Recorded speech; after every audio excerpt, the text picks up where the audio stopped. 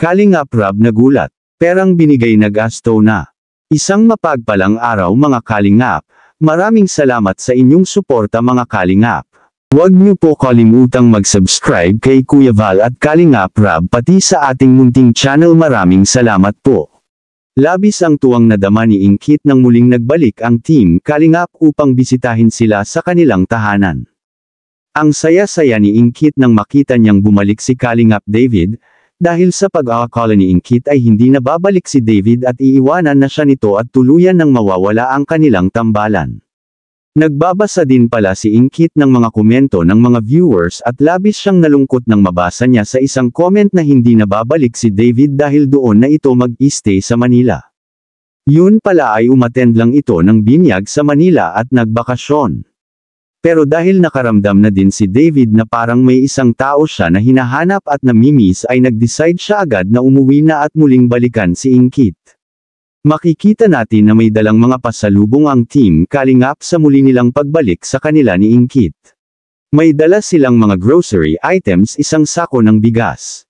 Lubos ang pasasalamat ni Ingkit sa mga biyaya na kanilang natatanggap. Dahil napakalaki ng naitulong ng Kalingap sa kanila kahit na bago pa lang sila. Labis ang pasasalamat ni Ingkit na naging part siya ng Kalingap Angels. Dahil ngayon pa lang ay napakarami ng naibigay na tulong ng Kalingap sa kanilang pamilya. Lalo na sa kanyang pag-aaral. Laking gulat na lang ng Team Kalingap sa kanilang pagdating sa bahay nila Ingkit dahil malapit na itong dumapa at kunting-kunti na lang ay bibigay na. Isa pang problema dahil kapag naulan ay tumutulo ito at nababasa sila. Maging ang kanilang sahig ay inaabot ng tubig dahil nasa mababa ang lupa na pinagtayuan ng kanilang bahay.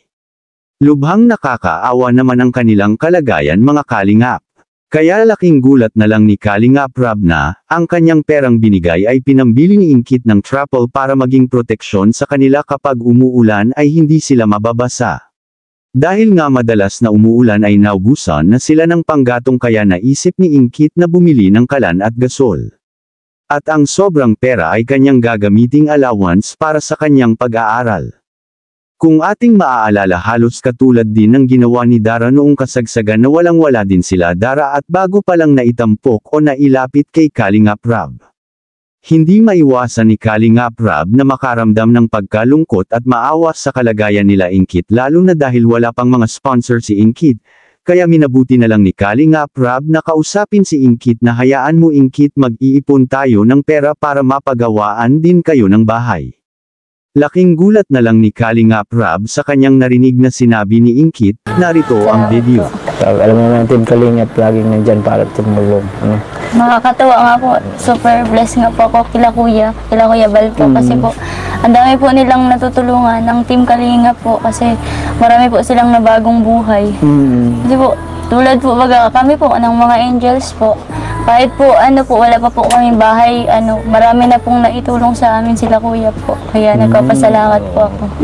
May dala nga pala kaming groceries Kuya, paano please? Salamat po. Groceries na ang dami naman po yan. Para sa pamilya niyo. Salamat po. Salamat po. Anong masasabi mo tungkol dito mga Kalingap? I-comment mo lang sa baba ang gusto mong sabihin at ating babasahin isa-isa. Maraming salamat po, to God be the glory.